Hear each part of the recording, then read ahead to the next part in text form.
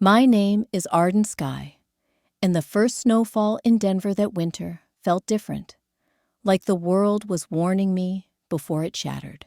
I remember staring out of the corner office window, watching flakes drift down like little ghosts, white and quiet, just like the way my marriage was dying behind my back. I co-founded Sky and Heart Interiors with my husband, Elias Hart. We built everything together: clients, contacts, reputation. My designs were the signature, the softness, the color theory, the luxury minimalism people paid for. But the irony? The moment we became successful, people forgot whose hands shaped the empire, especially Elias. That morning, I walked into the firm expecting a normal day. Instead, I found silence. Conversations stopped when I passed, like everyone knew something I didn't. Elias stood at the conference table, sleeves rolled up, confidence radiating. And next to him, leaning too close, smiling too comfortably, was Sabrina Vale, the receptionist turned assistant, the woman whose perfume I recognized more than my own. Elias looked at me like I was an intruder in the company I built. "Arden," he said, voice rehearsed, "we need to talk." I felt something cold slide down my spine. Talk never means talk. Talk means damage. I sat, heart pounding like it wanted to escape my chest and run. He slid a folder across the table. Termination paperwork, my name, signatures already prepared. The reason: creative direction misalignment. A pretty phrase for "we don't want you anymore." I stared at him, at them, at the place where everything I loved lived. "You can't be serious." My voice shook. I hated that it shook. "This is my company too. I built this." Sabrina folded her arms like she owned the air. "Clients trust Elias now. We're moving in a new direction." "We?" The word stabbed deeper than any sentence. Elias didn't deny it, didn't defend me, didn't even pretend. "It's best if you leave quietly. The board has already approved." In that moment, I realized the betrayal wasn't sudden. It was planned. Long dinners he worked late. Trips I wasn't invited to. The whispering in hallways. They didn't just fire me. They replaced me with her. I stood slowly, my body hollow. My wedding ring felt like it weighed 100 pounds. "After everything I gave you," I whispered, "I'm disposable now?" He didn't blink. "Arden, everyone is replaceable." Silence. Like the whole office inhaled, just to watch me suffocate. I left the building carrying nothing but my purse and the memory of who I used to be. As the doors closed behind me, it felt like the world sealed shut. My breath fogged in the winter air. Snow fell on my hair. I tasted metal, fear, heartbreak, rage, like all three were fighting to speak. That night, I sat alone in the apartment Elias never truly shared with me. The city lights flickered across the windows like judgment. He stole my career. He stole my company. He stole the future I built. I wanted to scream, to break something, but the tears didn't fall. Not yet. Instead, I opened my laptop. Muscle memory, leading me to old files, client notes, sketches, proof, years of work, names, contracts, personal emails, everything I contributed, everything they thought I would just walk away from. That's when the realization hit. If they think I'm replaceable, they've forgotten who created the foundation they're standing on. I wiped my eyes, forced my breath to steady, and whispered to myself, "I won't let them win." Something inside me clicked, like a door unlocking after years. I wasn't going to break. I was going to build again. And this time, I would do it alone. I opened a blank page and typed the beginning of my comeback. Sky Interiors. Luxury. Redefined. Founder. Arden Sky. My hands trembled, not with fear, but with rebirth. Then my phone buzzed. A message. Unknown number. If you're really leaving, you should know something about Sabrina. It's bigger than the affair. Meet me tomorrow. Don't tell Elias. My heart stopped. Bigger than the affair? Bigger than stealing my job? I stared at the message, pulse racing. Someone knew something. Someone wanted to talk. Revenge wasn't just possible anymore. It had already begun. I barely slept that night. My mind replayed Elias's words over and over, like a cruel echo. Everyone is replaceable. By sunrise, that sentence had hardened into something sharp inside me. Not grief, not heartbreak. A weapon. I dressed with intention. Black coat, red lipstick, hair pulled back. If I was going to fall apart, I'd fall apart looking like I was built from steel. I arrived at a quiet cafe on 17th Street. The kind of place where secrets didn't echo, they settled. The heater hummed. Coffee steam curled in the air like whispers. I chose the window seat. A few minutes later, someone slid into the chair across from me. Maya Dawson, junior designer, new hire, quiet, observant, underestimated. Exactly the type Sabrina thought she could control. But Maya's eyes didn't match her silence. They were sharp, like she knew every hidden truth. She leaned in. "I'm sorry about what happened to you." I swallowed. "You said you knew something. I'm here. Talk." Maya exhaled, anxiety trembling in her fingers. Sabrina isn't just sleeping with Elias. She's been manipulating contracts, redirecting clients, rewriting credit lines. She's setting the company up so that when you're gone, she inherits everything. My pulse roared in my ears. Inherits? Elias wouldn't be that stupid. Maya shook her head. You don't understand. She's convincing him to legally transfer ownership. He thinks it makes him look like he's trusting his team. Meanwhile, everyone signs things they don't read. Sabrina's collecting signatures like trophies. I felt the bottom drop out of my stomach. Maya unzipped her bag and slid a flash drive across the table. A tiny object, but heavy, like a door to the truth. This is everything I've been able to copy. Emails, drafts, contract edits. Enough to burn her to the ground. My breath stalled. Why help me? Maya's voice cracked. Because I was naive enough to trust her. And she tried to destroy me too. She'll do it to anyone who stands in her way. Please, don't let her win. Something inside me shifted. Not the pain, not the anger, the purpose. I closed my hand over the drive. Maya, I'm not just getting my life back. I'm taking everything they tried to steal. The plan begins. I spent the next week building the foundation of Sky Interiors. My rebirth, brick by brick. I found a small studio in the Santa Fe Art District. Exposed brick, high windows, potential. I rebuilt my portfolio from memory and proofed every design that bore my name. I contacted old vendors quietly, like ghosts through phone lines at midnight. I started reaching out to clients Elias thought he owned. The surprising part, most of them wanted to follow me. Luxury clients don't care about politics. They care about vision. And I was the vision. Not Elias, not Sabrina. One Mrs. Harrington laughed on the phone. Leave Heart Interiors? Oh, honey, I've been waiting for an excuse. Another whispered, tell me where to sign. I never trusted her. Contracts shifted like dominoes. Slow at first, then gathering speed. Soon, I had a list of names that looked like the veins of the entire company. But while I built, Elias and Sabrina crumbled. Quietly at first. Maya texted me updates. Sabrina is panicking. She can't find client renewal files. Elias is asking too many questions. She's rewriting the narrative. I smirked. Let her. Narratives are only powerful until the truth speaks. A surprise visitor. One night, as I sketched concepts under the dim lamp of my new studio, a knock rattled the door. I opened it to find Elias standing there. His eyes traveled across the space.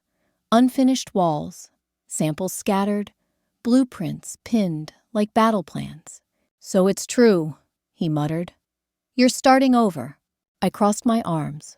"Not starting over, starting without you." He stepped closer, lowering his voice. "You're damaging the company by contacting clients. They belong to us." My laugh was sharp enough to cut glass. "They belong to whoever they trust. And that was never you." His jaw tightened. The man who once held me like something precious now looked at me like a threat. "I don't want a war, Arden." "Then you shouldn't have declared one." Behind him, the hallway lights flickered, like the universe agreeing with me. Something changed in his gaze. Fear. Not of losing me, of losing power. I stepped closer. "Tell Sabrina I'm just getting started. And remind her, some foundations can't be replaced." His breath faltered. I shut the door in his face. It felt like closing the last page of a chapter I never asked to write. Cliffhanger. My phone buzzed. A message from Maya. "Arden, you need to see something. Meet me first thing tomorrow. Sabrina is trying to erase financial records. And there's one contract transfer she hasn't told Elias about." I stared at the screen, heart pounding. "What transfer? What secret?" Then the final text appeared. "She's trying to take your name. Legally." My blood turned cold. They didn't just try to replace me. They were trying to erase me. And I would burn down everything before I let that happen. The next morning, Denver felt sharper. The wind cut through the streets like a warning, and the sky hung low with heavy snow. I walked fast, hands shoved in my coat pockets, heart pounding with one thought. They want to erase me. I'm not letting them. I met Maya outside the Denver Public Records Office, where legal ghosts lived inside boxes and digital archives. She pulled her scarf tighter, eyes darting nervously around. "If Sabrina files the transfer today, she could own your brand name before you even try to register it yourself," Maya whispered. I clenched my jaw. "Then we'll get there first." Inside, fluorescent lights buzzed like angry insects. We requested access to business filings. The clerk barely looked up as she stamped papers and handed us directions. Every step down that hallway felt like moving closer to the truth, closer to the heart of the betrayal. Maya stopped in front of a computer terminal and pulled out her flash drive. Her hand shook as she plugged it in. "These are internal drafts Sabrina was preparing. I didn't want to believe it at first." I leaned closer. Documents opened like wounds. File after file altering ownership stakes. Draft emails, pressuring the board to protect Elias from division. Transfer forms naming Sabrina Vale as successor to creative authority. And worst of all, an unfinished document titled Sky Interiors, Rebranding, Remove Arden. My vision blurred. A buzz filled my ears. I felt like I was drowning inside my own name. "She's not just taking my job," I muttered. "She's stealing my identity." Maya touched my arm gently. "You can fight this, but you have to move now." I inhaled. Slow, controlled. This was no longer emotional pain. It was strategy. The counter move. We moved to the filing desk. Tall stacks of forms, pens chained to counters, the smell of old paper and colder intentions.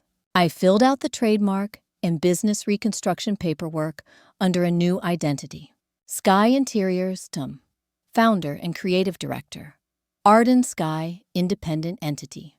Non-transferable. Every line I wrote felt like reclaiming a heartbeat. The clerk reviewed the documents. Slowly, too slowly.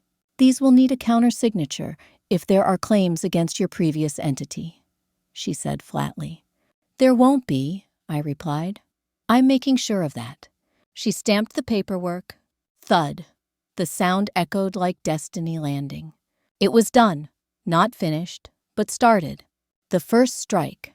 I returned to my studio by late afternoon, snow clinging to my coat like frost-bitten feathers. My studio smelled like sawdust and new beginnings. I sat at my desk, turned on the lamp, and stared at the blank screen. Then I typed, "To all valued clients of Sky and Heart." One by one, I messaged select clients, the ones who relied on me, trusted me, believed in my vision. I told them the truth, but not the scandal. Professional, precise, strategic. Within an hour, replies flooded in. "Arden, we're with you. Send the new proposals. We only worked with them because of you. Where do we sign?" Hope, power, momentum. Then an email from one of the biggest clients we ever had. Harrington Estates, $4.3 million penthouse redesign contract. They wanted me, not Elias, not Sabrina, me. I felt a fire ignite in my chest. I drafted a proposal so sharp it could cut the past in half. The confrontation. As I finished the proposal, the studio door opened. I didn't even need to look up. I knew that cologne. "Elias." His voice was low. "Clients are calling me, asking why you're approaching them. What are you doing, Arden?" I turned slowly, meeting his eyes. For the first time, I saw fear, building what you tried to destroy. He stepped closer, anger tightening his features. "This isn't how divorce works." "Good thing we're not talking about divorce," I replied. "We're talking about theft." Elias froze. "What?" I held up the flash drive Maya gave me. Contracts, emails, transfers. Proof. Either you didn't know what Sabrina was doing, or you did know. And that's worse. His face changed. Cracked. Not guilt. Realization. Like the world he built with lies was starting to collapse around him. "Arden, I didn't—" "Save it. You chose her. Now watch me take back everything I built."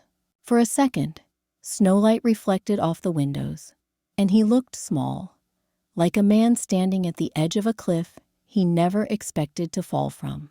He whispered, "She said you'd never fight back." I smiled, cold and sharp.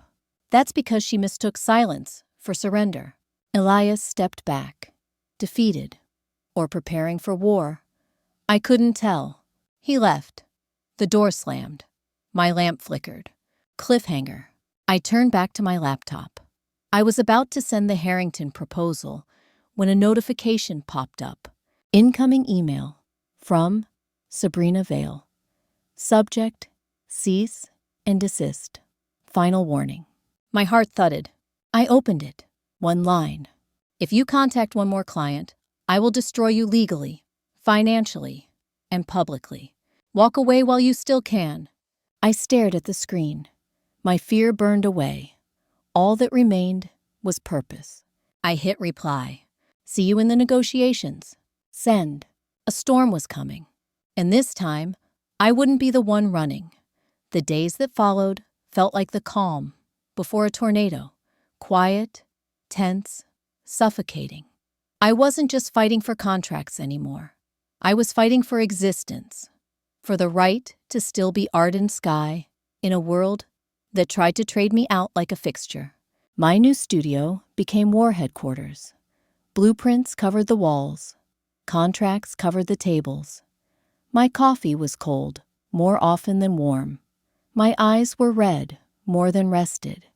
But for the first time in months, my heart had purpose. Maya came over every evening after work, updating me like a double agent. Sabrina's rewriting files. She's erasing timestamps. She's pretending your designs were hers all along. I gripped my pen until it hurt. She can pretend. I'll prove what's mine. The lawsuit threat. 3 days later, a courier knocked on my studio door. A man in a windbreaker handed me a thick envelope and left before I could blink. Inside, a lawsuit draft, accusing me of client interference, IP theft, and brand defamation. I laughed, a broken, stunned, humorless laugh. They stole my company, and now they wanted to sue me for surviving it. I dialed the number of a lawyer recommended by a former client, Adrian Cole. Rumor said he was the kind of attorney who ate corporate egos for breakfast. He answered on the second ring. His voice was calm, confident, like a loaded weapon. "Miss Sky, I've heard your name. When do we begin?" "Now." I emailed him everything. The flash drive, the emails, the rebranding attempts. Within the hour, he called back, voice dark with fury. "They tried to trademark your name. That is identity fraud. We can stop the filing. We can counter. We can end this." Something inside my chest eased for the first time. Not relief, just oxygen. The power flip. That night, I put on a charcoal suit. Sharp shoulders, sharp lines, sharp intent. Maya tied her hair back and nodded at me. "Ready?" "I was born ready," I said. We walked into Sky and Heart interiors like ghosts returning to haunt the living. Employees looked up, whispers floating like dust. Elias stepped forward, shock flickering across his face. "Arden, what are you doing here?" I handed him a folder. Legal, heavy, truth-packed. Responding, he opened it. Words drained the color from his face. "This is a counterclaim." "No," I corrected. "This is the beginning." Before he could speak, Sabrina swept out of the office like she owned gravity. Perfect hair, perfect smile, perfect lie. "Arden, sweetheart, you should have walked away quietly." I stepped forward. "Quiet is for the guilty, Sabrina. I'm not the guilty one in this room." Her smile twitched, cracked. "Your emotional instability is showing. Your forged contracts are showing." I shot back. Maya handed me her phone. Screen displayed with files, timestamps, Sabrina's edits. Sabrina paled. Elias looked between us, confusion and fear battling in his eyes. "Sabrina, is that true?" Her silence was louder than any admission. Breaking point. Something shifted then. Not just in the room. In him. Elias looked like a man realizing he had signed his own downfall. "Arden, I didn't know about the trademark. I didn't know she—" I held up a hand. "You didn't care to know." He opened his mouth to protest, but nothing came out. Sabrina crossed her arms. "You can't win, Arden. Even if you take clients, even if you humiliate us, you'll never be as big as this company." I smiled. "I don't need to be as big as the company. I just need to be bigger than the lie." Silence. Then I turned to Maya. "Let's go." We left them standing there. Two people who tried to break me now, drowning in their own decisions. A new door. Back at the studio, I sat down and drew. Not plans for a building, plans for a future. Lines became rooms. Rooms became visions. Visions became proof that I still existed beyond them. I cried, but not from weakness, from release. Then my phone rang. Adrian, the lawyer. "Arden, are you sitting down?" "Should I be?" "Yes. Harrington Estates just signed an exclusive contract with you. Full project. They want you to lead a luxury showcase. Press will be involved." My breath caught. "Press? They want to feature your comeback." My pulse thundered. This wasn't just work. This was the spotlight they tried to bury me away from. "When do they want to meet?" "Tomorrow morning." I closed my eyes. "Tomorrow?" Sabrina threatened to destroy me publicly. Fine. I'd go public first. Cliffhanger. The studio lights flickered. Another email notification appeared. From Elias, subject. "We need to talk. It's about Sabrina. It's about everything." And the message: "She's planning something bigger than both of us. If you don't stop her now, she'll take more than your name. She'll take your future." My fingers froze above the keyboard. Sabrina wasn't done, and neither was I.